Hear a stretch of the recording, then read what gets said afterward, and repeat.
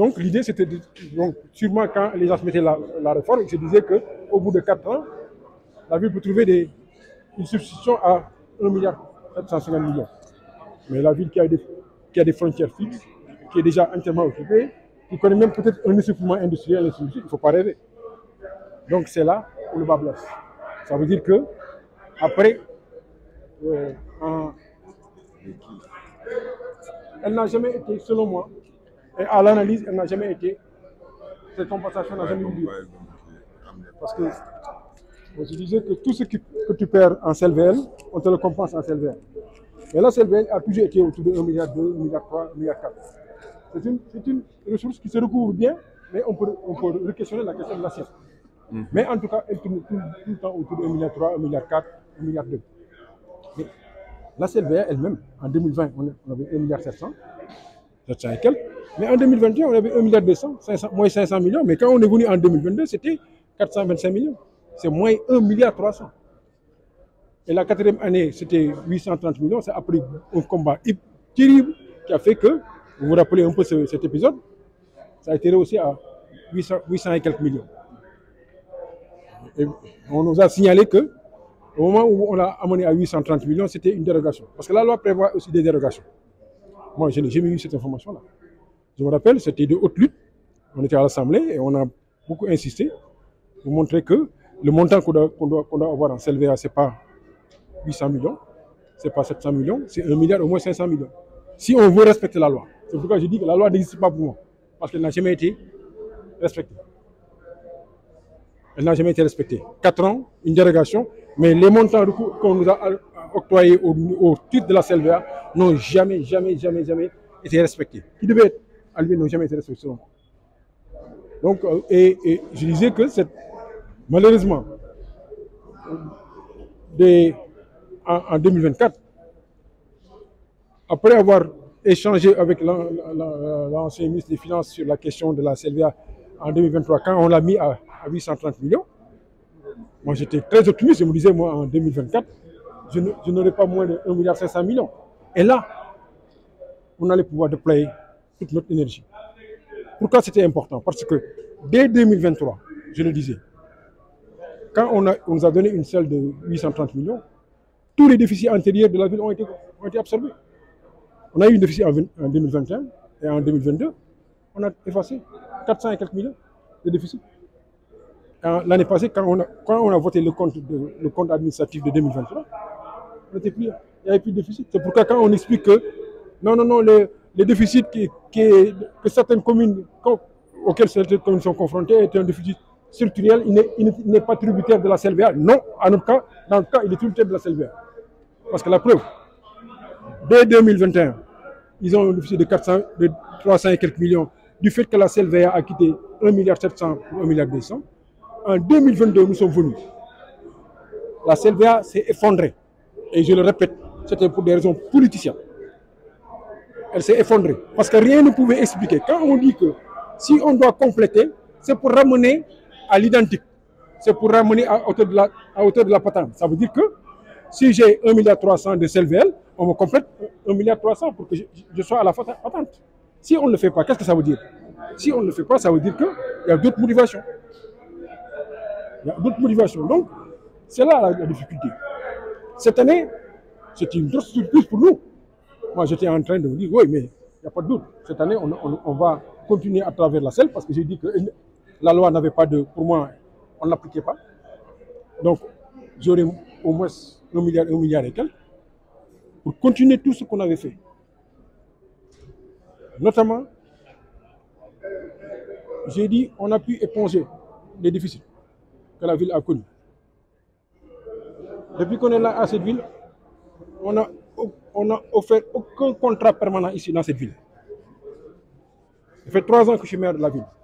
J'ai trouvé 957 agents. Je suis à 820 agents. Je n'ai recruté aucun contrat permanent. Donc ça veut dire que personne ne peut nous dire, ouais, non, comme les communes qui recrutent. Non, ce n'est pas vrai. Oui, je n'envoie personne parce que j'avais dit qu'avant qu'on soit élu, je les ferais aimer le travail. Je n'avais pas dit que j'allais renvoyer quelqu'un. Je n'envoie personne parce que je les ai fait aimer le travail. Donc, sur le plan motivation, mais regardez, les 5 directeurs que vous voyez, les 4 directeurs, c'est des personnes qu'on a pris dans les personnes qu'on a trouvés ici, qu'on a monté, qu'on a propulsé. Regardez les coordinateurs des projets Palme, c'est des agents qui étaient ici. Donc, nous, aucun CDI, zéro. Aujourd'hui, j'ai 3 ans au mois de février, zéro CDI. 954 agents, moins 130 agents, aucun remplacement. On voit bien le mal que cela constitue. Mais le mal, il y a des solutions. Oui, il y a des solutions, mais le mal, pourquoi il est profond? Nous étions dans une excellente lancée. C'est quoi? C'est éponger les déficits. Concevoir un programme très ambitieux, le programme de Palme. Je ne cesserai de le répéter. L'État a échoué sur l'assainissement dans cette ville depuis presque 50 ans. Nous, on a pris pendant 2 ans, on a conçu un programme qui s'appelle Programme d'assainissement liquide municipal. 2024, 2028, 6 milliards et quelques. On l'a testé cette année en 2024. Donc, en plein lancé, le Palme. Parce que on se disait non, l'État est carent sur l'assainissement, mais nous, on va substituer. C'est pas fréquent quand même. Regardez les routes. On a testé la route de Nimzat, une chaussée en béton. Cette année, on allait mettre 630 millions sur les routes. 7 chaussées. Regardez l'éclairage. On s'était dit, on se donne 3 mois pour que tous les quartiers de la ville soient éclairés. C'est quand même, c'est audacieux. Regardez le succès que le programme des prises en charge et des bourses a. La commission ne s'est pas encore réunie. Mais les demandes, c'est 1225 demandes de prise en charge. Donc la ville était dans une lancée extraordinaire. Regardez le reboisement. Les grandes artères ont été reboisées. Là, on se dit, même on est en train de faire du reboisement communautaire avec les associations. Non, regardez même les chantiers de la ville. Regardez ce qu'on a transformé, on a trouvé le chantier sur la place à Légué. On l'a changé. On a changé la perspective. Que faire maintenant? Non, les conséquences, c'est ça. Ça dit que il ne faut pas rêver.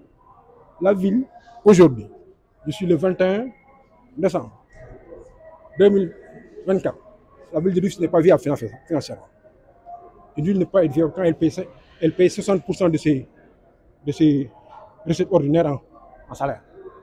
Une ville n'est pas viable si elle est obligée d'interrompre tous ses programmes. Une ville n'est pas viable si elle ne fait que payer ses dettes. Le budget qui a été voté là en 2025, c'est moins 2 milliards. Ça veut dire que le budget de l'année passée, on enlève 2 milliards. Ça veut dire un budget qui servira à quoi? Payer des salaires et nos dettes. Moi, je ne me sens pas dans la peau d'un mec qui passe son temps à payer des salaires et des dettes. Donc, c'est pourquoi on se dit que ça n'a pas de sens. Une lancée que la ville, cette lancée que la ville avait. J'ai même vu dans la note, dans le communiqué sorti par le ministère des collectivités territoriales, dire que le déficit, certaines villes avaient des déficits structurels qui n'étaient pas liés avec la selle. Ce n'est pas notre cas. Ce n'est pas notre cas. En 2021, 350 millions de déficit. 2022, 100 millions.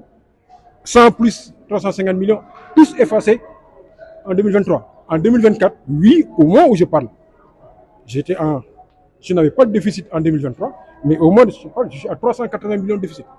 Du fait uniquement que si on m'avait averti à temps, peut-être que certains travaux, je ne les aurais pas engagés.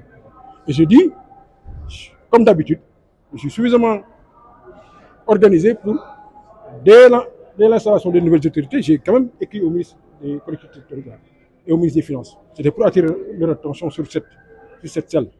Parce que la loi qui a été conçue en 2019 n'est pas bonne. Ce n'est pas une bonne loi.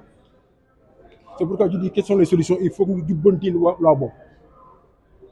Ça veut dire qu'il faut nous dubbantions la loi bonne. Elle est mauvaise. Ce n'est pas une bonne loi. On est en train de travailler là-dessus. Mobiliser. J'ai parlé de ces 3 types de ressources aux impôts locaux. Foncier bâti, celle VL. Ah oui. Tout le semestre, là, le prochain semestre, nous ne travaillerons que sur ça. On avait commencé le recensement en 2022, vous vous rappelez.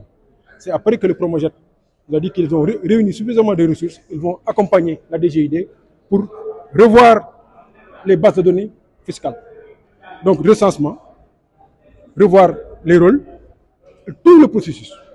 Mais là, et c'est pourquoi j'ai aussi parlé avec les syndicats, à partir de 2025, il faut que j'ai besoin d'une division des recettes qui travaille sans grève.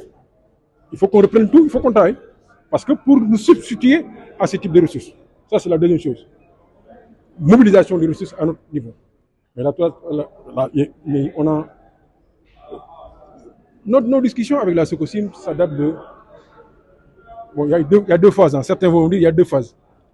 Il y a l'ancienne discussion avec l'ancien DG de la Sococim.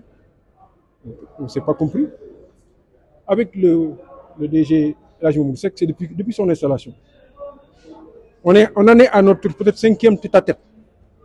Parce que dès qu'on a échangé, on avait la même vision sur comment travailler ensemble.